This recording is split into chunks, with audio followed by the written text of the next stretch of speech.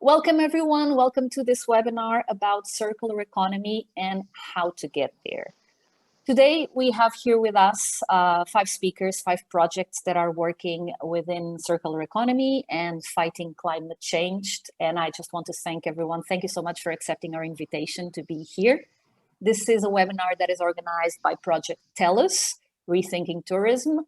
And this project is sponsored by EEA grants and also sponsored by World Creativity Day. So I would just like to start by asking our participants, I don't want to speak for you, so I would like you to introduce yourselves, give us a little bit about the project that you have or the company that you have that is working within these arenas, and tell us what have been your struggles, what have been your successes, and what do you think has been your greatest impact. Filipa, do you want to start? Of course, the first one. Yes, thank you so much for being here. Okay, so I'm Filipa. I'm the founder of Econnect Portugal. It's a sharing platform. We are still developing the platform. We have just begun the beta test phase. So we don't have we can't share some results because we are just starting, but these sharing platforms aims to connect citizens, companies, social organizations, and also schools in a circular network. So the aim is to promote the participation of different segments and different people to work towards the circular transition. So we aim to map companies and organizations that are still in the transition to circular economy.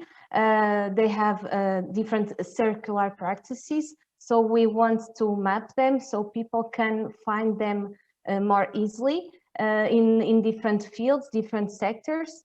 So the aim is to promote what is going on in Portugal across the different regions, so people can connect with each other, not just between companies, but as I said, between municipalities, between citizens, social organizations. So we believe that everyone is part of this transition, and it is our mission in that sense. All right. Well, that's and also, oh, sorry. It's okay. Go on. We will also provide tools so people can engage in circular initiatives, for example, to rent, to repair, to share, and resell materials, objects. So we will have different categories where people, not just the companies, but also the citizens, they can engage with each other and prevent waste, and in that sense giving some resources to this circular transition. Yes. That's really good to hear, because one of the biggest struggles within the circular economy is how to find service providers, and that's also one of the objectives here, is to, to match the market of who's looking for and who's offering what services and products. So welcome and thank you very much. I know that you say that you can't share a lot because you're still, beta testing, etc. But is there any moment in the journey that you've done so far that you feel like there was a big impact, or the biggest impact that you've had with your audience, even if it's not within just this project, of the work that you have done within circular economy? What do you feel is like the biggest impact you've had? Well, I feel that everyone is very happy to join, because everyone is searching other stakeholders to connect with, because everyone is a bit lost. So in this transition, so even for example, we are based in Famalicão. Is a small city, but very strong in terms of industry and entrepreneurship, and but is a small area, and through Econnect Portugal, they are matching with each other. They started to know each other, and they wouldn't have a way to find each other before, even if we have social media or with so many information nowadays. But we have too much information nowadays. So if we concentrate the information in one platform, people, they feel that they can connect in different areas and within different sectors. Yes. So, for example, in Famalicão, people, we are just starting a project where we have people from different sectors already going on a pilot project, and Econnect will connect people, of course. Yes, every part. Yes. All right. Well, it's basically, you want to be the Google of circular economy, which is, yeah, we're in need of that. Absolutely. I just wanted to share with the audience that obviously we will be sharing all the platforms, all the links to all the projects that we have here today in the comments of the video that we're going to post. Okay. So thank you so much, Filipa. I would now like to introduce João, or maybe ask João to introduce himself. João, do you want to tell us a little bit more about yourself and your project? Hi, everyone. Thanks for the invitation. I'm the founder of Hum Consulting. In Hum, we help companies to create positive social and environmental impact, while at the same time create economic value, create economic return from the investment that companies do in social and environmental activities. So we call the 21st century approach instead of the 20th century approach, where companies were looking for social and environmental responsibility as a cost, as something that they very boring to do, accomplish the regulatory and normative obligations. So we try to help them to create this the triple bottom line impact. So we do what we call the journey from A to Z. We start helping companies to assess their impact. Then with the data that they have from the life cycle assessment, they can design strategies and business models, sustainable strategies and business models. Then we help to implement those strategies and business models with the sustainable processes as eco design, green supply chain, green operations, green services, circular economy principle. And then at last we help people, companies to create value. And how can they create value? They can create value by promoting themselves, positioning in the green marketing with the sustainability reports, green marketing, and we call green sales, that it's exploring the blue and the green economy. So we help companies in this sustainability journey from the beginning until the end. It's a very wide scope approach, but we are also a very recent company. We are operating for 1 year, and we like to have this wide scope. I don't know if in the future we are going to be more specialized in, I don't know, life cycle assessment or sustainability reporting, but now we are working with this very wide scope.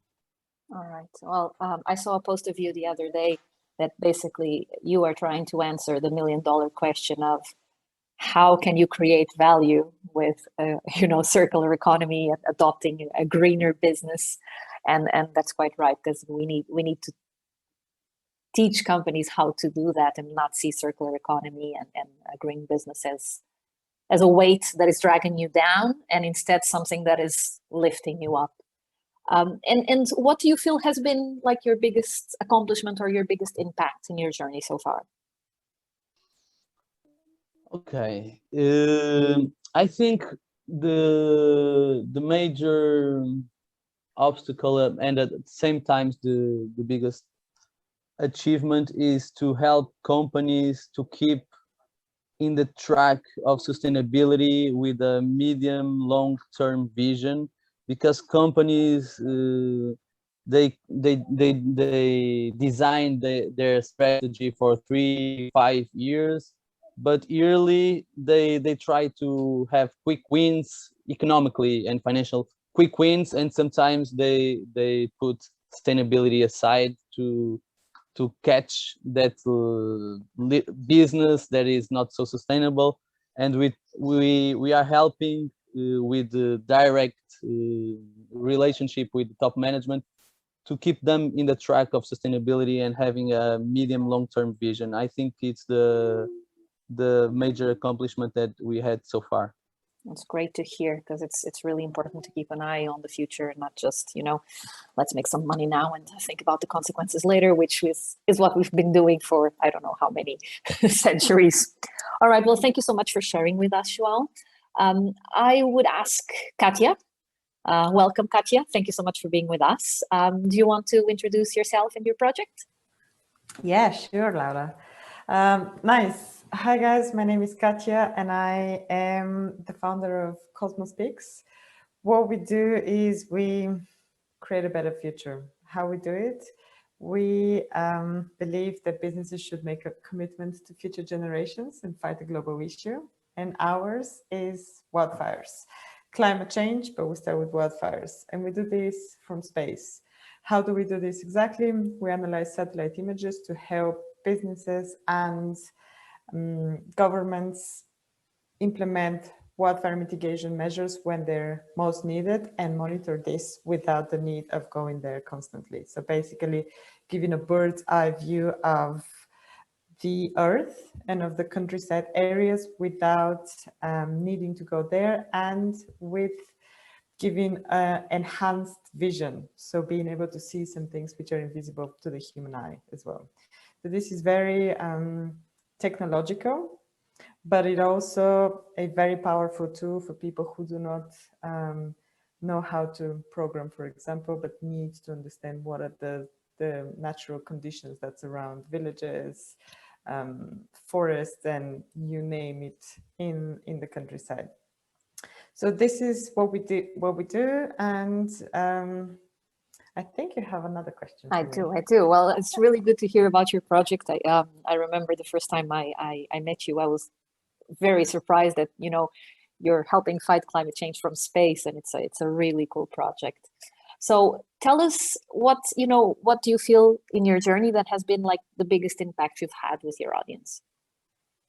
Well, so far I believe the biggest impact is time saving. Oh, nice. As I've told you, for us, for human beings, for us to be able to see what's happening on a piece of terrain somewhere, whether it's up in the mountains or deep in the countryside, we needed to go there by foot and explore that. Now we don't need to do this. We can get some insights on what's happening there right now, or if it's not right now, 3 years ago, 3 days ago, or 5 days ago, instead of looking at images from Google Earth, which were taken 2 years ago. So 3 days versus 2 years ago, and understand in general what's happening. And then if there is need for human intervention, only then we send people on the ground to understand what's happening there and what's going on. This might sound very trivial, but imagine even for a small geography like, let's say Portugal, or even just the area, the region of Lisbon. Imagine that you're a single person and you need to understand what's happening with the forests and the crops around Lisbon. How long would this take you? Maybe a good month. With us, you'll be able to understand what's going on a high level quite quickly, within a couple of hours, and then you can plan your trip so that you need to do maybe 10 specialized trips that you can do within a day or two, with the ability to say for certain after that, hey, this is what's happening in this small region. So we're talking about the area just around the city. Now imagine the area around a municipality, a country, a continent, and on Earth. It's humanly impossible for us to know what's happening at every single point in time in every single part of the world. And we want to make this easier. Oh, Well done. Well, congratulations on your project. It sounds very technical, very complex, but it's good to know that someone is, you know, caring for our forests and our It trees. is technical, but it's not complex. All right. Well, thank you so much for sharing and sharing this amazing project with us. I would like to invite now Marta. Marta, welcome. We've known each other for a while now. You're actually one of the projects as a communication partner to our own project, Tellus. You're still muted. Sorry. That's okay. So tell us a little bit more about yourself and about your project. Okay, so hello everyone. My name is Marta and I'm one of the members and one of the people that works in a non-profit called Circular Economy Portugal. So Circular Economy Portugal, or CEP, as we like to call it because the name is too long. It's a non-profit, a Portuguese non-profit. We started more or less 5 years ago working in Portugal in this, what do we call it, this transition to a more circular economy or to a circular economy in our country.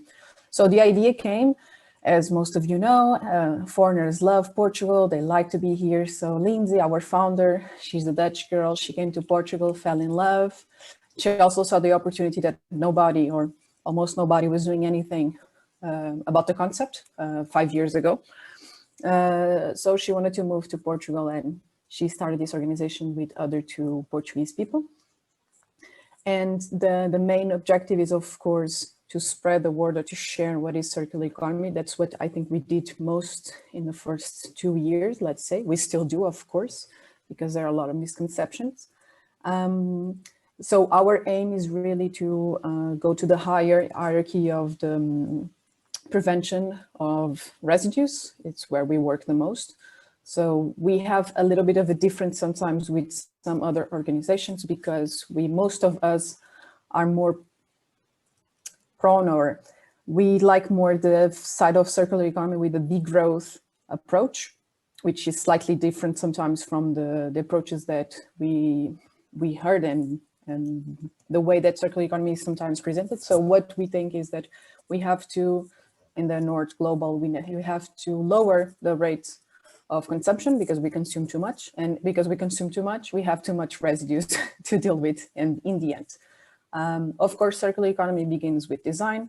So all of the process and how holistic it is where we want to work. So the objective is to do projects with people that represent and really captures the practical part of this transition to what we call this circular economy. So we have a lot of projects done with parishes or municipalities or companies that really translates what circular economy is for us and for the people. So it's in this intersection, let's say, between the social impact and the environmental impact that we want to work.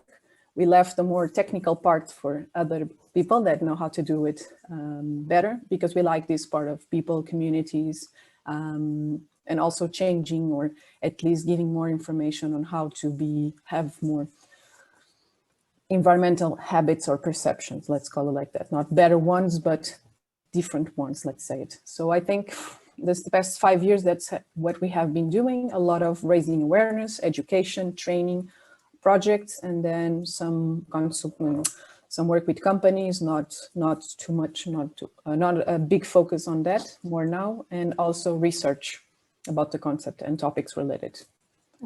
That's great news to know that there are companies out there, you know, sharing the word and promoting the knowledge and the skills about circular economy. Do you have like one moment in your journey with circular economy that you feel like, yeah, we've accomplished something here, we've managed to, especially because you have the social impact? Did you feel that people like went home with a different outlook of circular economy, of how they relate to the planet? So there are a couple of moments. One of my favorite ones is when we did presentations, public presentations, and then people say, "Oh, so it's not recycling," and we're like, "Yes, yes, it's not recycling. It's the last strategy." Yes. So that's one of the things that we are always fighting. This thing with it's not recycling. So when people get it, what we mean, it's super, super great. But also two iconic projects, just briefly. We started Repair Café here in Portugal, and in the beginning was just 5 people. Nowadays we have a lot of initiatives. So we have more repair cafes in the country.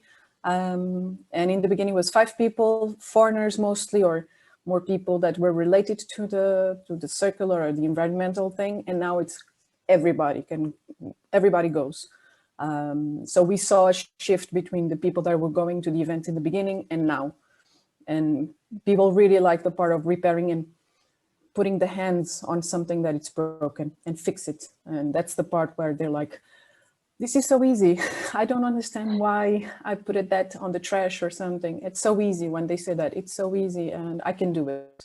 And also, just to give another small example, the agroforestry that we planted with another partners here in Lisbon during the pandemic was so important for the local community to gain a little bit of more resilience because there was already some food production there, and also a way to escape from the pandemic, the psychological part. So it was super important, and we were also very proud to get that feedback from the people that could work there while the rest of us had to stay home. Yes, I can imagine that, you know, being able to escape and do some hands-on, I don't know what type of planting you did or agriculture, but it must have been a real relief for the people to be able to do something other than stay at home. That's true. All right, well, thank you very much. I think you've hit the nail on the head. It's like, it's not recycling. It really isn't recycling. It's designing the waste out of the products, but you know, it's still, there's still a misconception about this. Sandra, last but not least, welcome. Thank you for joining us. Do you want to tell us a little bit about your project, about yourself? Yes, of course. My name is Sandra. I'm from the most funniest industry, which is tourism. So I'm passionate about being a tourist, so I really needed to work in tourism. I'm the founder of Please Disturb Tourism Experts. We are a co-creative project where our purpose is mainly to provoke a positive change in order for a creative and regenerative tourism. And of course, the circular economy is included as one of our main pillars for sustainable strategy for tourism. So what we do, we capacitate mostly tourism companies, hotels, short rentals, travel agencies on how to produce, on how to create, on how to be creative mostly, on a new ways of thinking about tourism. We don't need to change now. We had already to change in the past, so we're kind of a little bit late. So our main goal here is really to make people understand that there is another way of not recycling. We don't need to reinvent ourselves, but there is another way of doing things. And that's our main goal with that. So we help companies putting together the 3 pillars that we consider essential for success. Let's put it this way, because companies, they also need to have profitability. So we put together the strategy combining revenue, sales, and marketing with people that we consider that they need to be in the center, and of course sustainability through a regenerative tourism and the economic circle that we deal with every day. There is a lot to do in tourism, a lot. There is a long, long way to go. And as Marta said, this is not only about recycling. It's not only about planting little trees and saying that we are all sustainable. So our first baby steps are now in capacitating and educating people, because there are a lot of misunderstoods about what is sustainability, how can I be creative, this is a cost, how do I get more profitability out of it? So our baby steps now is exactly educate, okay? So we can then generate the positive change that we want to see. Absolutely. And the tourism industry has been massively affected with the pandemic. So I think that many companies are trying to position themselves in the green market or the green, more sustainable way to operate. And as you say, there is a lot to do in that arena. A lot, yes, a long way. Do you feel like you've had like a moment where you felt you had an impact with your work? Yes, especially when I'm giving some trainings and I see the faces of the people at the end, and they see when they make, this is possible. Okay, Absolutely. I can do this. Yeah. So as we still have a long way to go, we cannot say that we are already getting good results from our projects because we're just starting. Unfortunately, tourism is just starting in this sustainability industry. So the first step is to change mentalities, and to change mentalities is sometimes is the hardest step to do. So when I see people's faces, and yes, I can do this. All right. Now I understand that this is the way to go. I think it must be a good feeling at the end of the training. It is. Feeling like you've Okay. accomplished something. Yeah, exactly. So you right. can do it. Thank you so much, all of you, for sharing your projects. Congratulations on all of your projects. They sound amazing. And I would like to open the floor with a question, with no specific order for answer. We feel also, like many of you said, that circular economy needs to be about things that we can do ourselves, practical things. It doesn't need to be a complex thing. And we need to have this social impact of examples that people can take home and do it themselves. So like a do-it-yourself. So my question for all of you is, in your daily lives, in your personal lives or your work lives, have you changed any of your habits? Have you adopted any specific behavior that that is more within the circular economy, that allows for a faster and smoother transition to a circular economy? What behavior is that, and how can we share that with the people at home? Anyone who wants to answer? I can start. Actually, I've been changing my life in the last years, trying to be more sustainable and circular. And I also share this experience in social media because I believe that is important, that people, they need to empower themselves. These transitions implies that we learn some skills, and some of them, they are so simple, and our grandparents or they would do the same.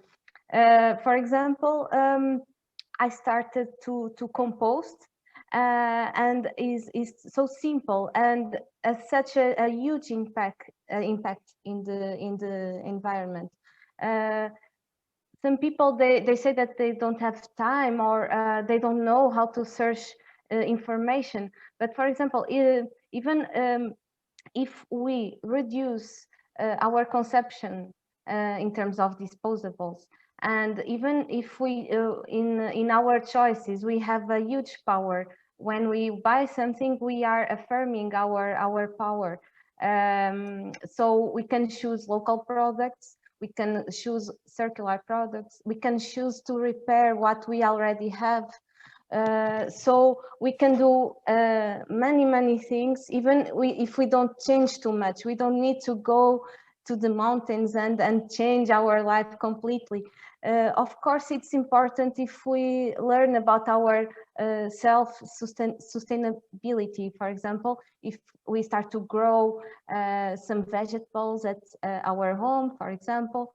But for me, the most important thing is if we become like proactive citizens, because of course we have a huge impact in our daily lives, but to do this transition, we really need to connect with our community, and we really need to get part of the solutions. So for example, the movement of the repair cafes, for example, is a brilliant example how people can take action in their lives and learn how to do these transitions. So yes, so every single step that we do, since the moment that we wake up to the moment that we will sleep, matters a lot, and we just need to get there, and step by step we can achieve that. Okay, thank you so much for sharing that with us. Yes, you are right. We don't have to go to the mountain and back to have a more circular behavior. Any other suggestions? I can speak about house decoration, for example, that we buy so many stuff for our houses most of the time. Okay, I don't say that we cannot have a comfortable environment, that we don't need to feel comfortable at our home.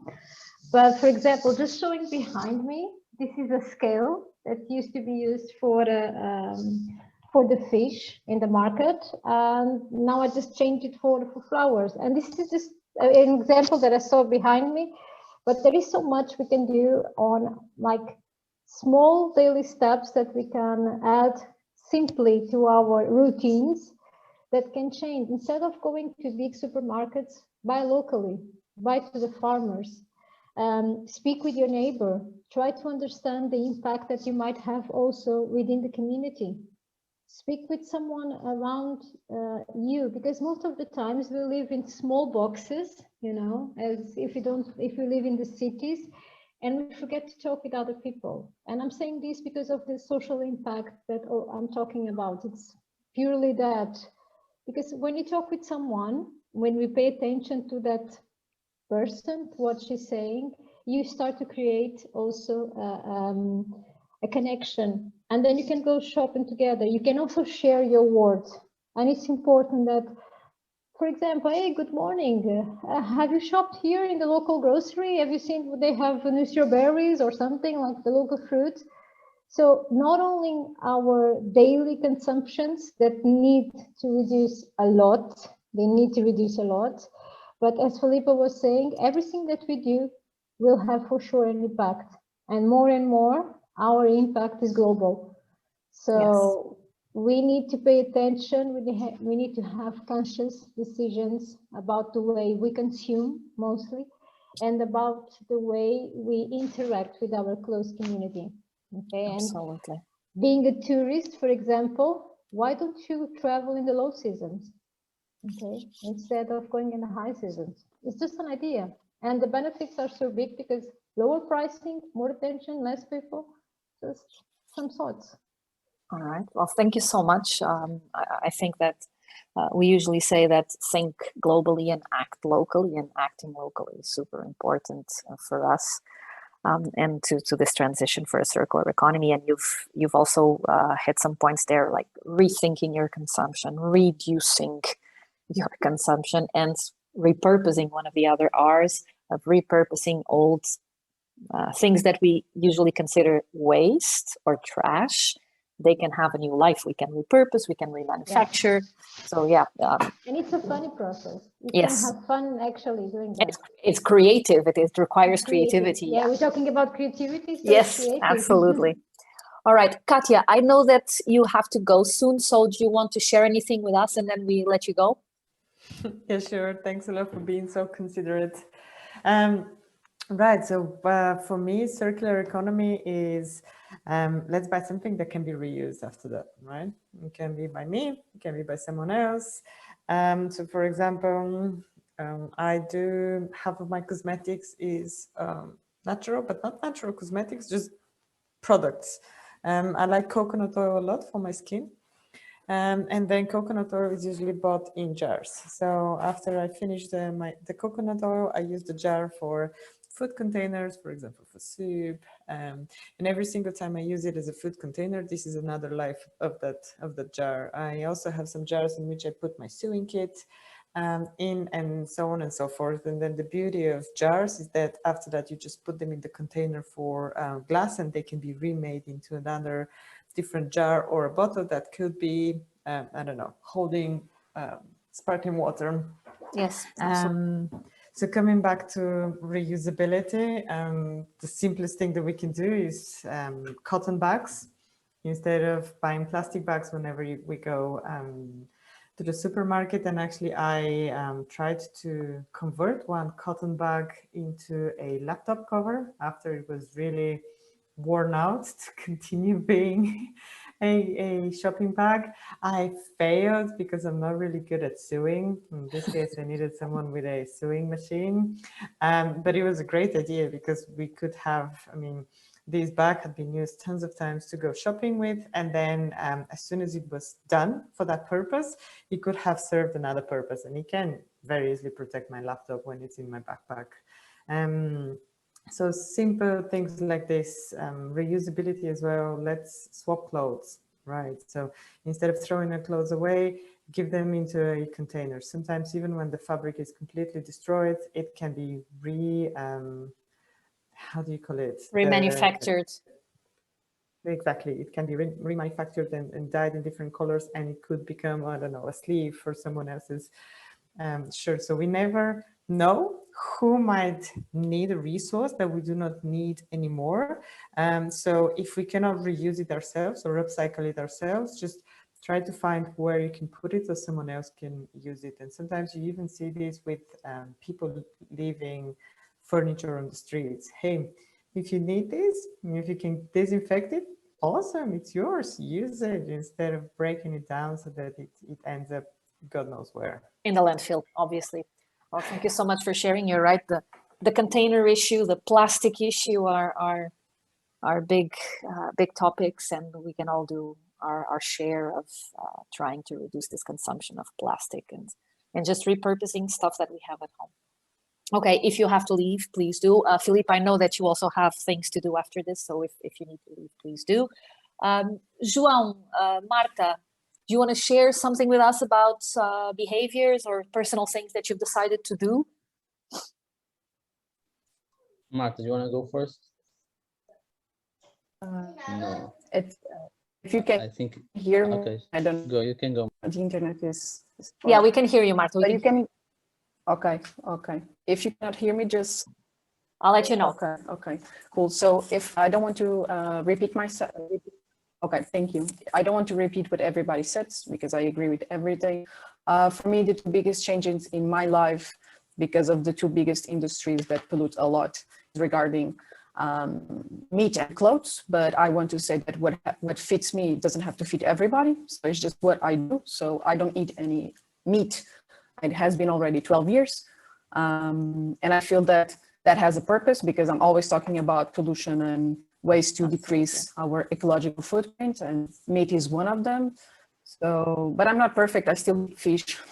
We live in Portugal. It's difficult. But it's one of the things that I do in my daily life. And it was amazing, the process, because it has been 12 years. And in the beginning, a lot of people were asking about this and were concerned. And 12 years later, I can see that a lot of friends and family also started at least reducing, which was super interesting, the process of talking to them, being very patient about it with questions and everything. And for the past 3 years now, I don't buy any clothes at all. So it's very difficult as a woman, this part of not buying anything. I only swap. And but it's amazing how you can you have a lot of clothes in your wardrobe. But again, it's something that I can do. I know that for some people it's hard. I would just like also to mention and just to add that sometimes we put a lot of big burn on ourselves. I feel that sometimes when I talk about individual behavior, that some people say, oh, but we have to do so much. Why is it so hard?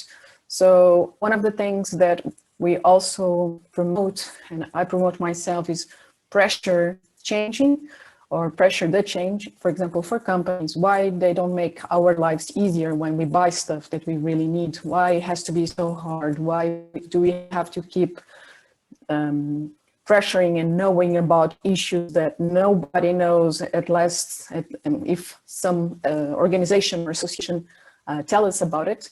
And sometimes I just think, why do we have to do all of these things so wrong? And then we have to be, the environmental organizations have to be the I don't know how to call it, this, like the witches. I don't know. The watchguards. We need to police. Always on top of the issues. Yeah. Exactly. And our lives and our consumption, it would be so much easier if the companies would make everything easier, but that's not the mindset, I understand. So also this pressure this pressure function, let's say, to change. And just to wrap up, I think that good examples or good behavior, it's also amazing for other people to see the change and wanted to do also. That's my experience with some of the stuff that we propose, or I do it with my daily life, that some people are like, okay, maybe I can do it too, I can try. Yeah. So good examples, I think, always work, instead of being too horrible or too dramatic or drastic sometimes. Yes. But we need change fast. I'm not downsizing the urgency of this issue. But it's a difficult balance. I feel it as well, in between us feeling the urgency and not wanting to pressure people into change so much because they feel attacked, especially with the issue of meat that you've mentioned. It's one of the issues we also tackle, that, you know, it's an easy change nowadays, but if we exert too much pressure, sometimes it has the reverse effect. So I completely understand what you say, that maybe leading by example, not forgetting how urgent this all is a good strategy. Well, thank you so much, Marta. João, any final words? We're reaching the end of our webinar. Any final words? Yeah, I think what you were saying is very important. I think we need to spread a positive message beside the urgency, because nobody follows negativist people. The people follow good examples, and if you spread a too negative message, people are going to say, okay, there's nothing to do, so I give up. And we need to give good examples so people follow. That's one of the things I try to do in my daily life and also in HUM. And my personal in my personal choices, things that I think that create impact is I'm buying much less. And when I buy, I buy more durable things. For instance, the last phone that I bought, it was a secondhand refurbished one, and this is just a part of circular economy, because companies, most of them, or 99% of them, are not ready yet for fully integrated circular economy business models. They just do part of the business model within the circular economy. This one, they sell secondhand refurbished and they do repair, but they don't do future-proof modularity. They don't do I don't know, the eco design since the beginning to be ready. This is not the brand doing the eco design to be ready to, at the end of life, be more durable. This is another company that is doing providing these services. So I think that we need fully integrated circular economy business models, and while they are not there, we need to pick these partial options, and that's what I try to do. Yeah, absolutely. It's a long way to a fully circular business. You're going to have to do a lot of work at HUMP in order to have all the companies with circular business, but we're all doing our share. And I mean, you're all doing amazing work, spreading the word and just trying to help and you know, fighting the good fight. So please keep doing it. Let's not lose hope. And as you say, João, we cannot share a negative message because obviously people feel a little you know, despair sets in, and it's like, no, there's nothing we can do, so let's just give up and continue with all the wrong behaviors. Okay, so we're reaching the end of the webinar. I want to thank you again so much. This has been wonderful. Well, this webinar about circular economy, I mean, we've shared your projects, and I've done some notes about all the suggestions that you guys gave, and I'll put them along with the comments on the video. Best of luck to you. Keep fighting the good fight, and I'll see you soon. Thank you very much. Thank you. Thank you. Bye-bye. Bye-bye. Bye. Take care. Thank you everyone. Bye-bye. Bye-bye. Bye, Thank Marta. you. Bye, Marta. Bye-bye. Ciao, ciao.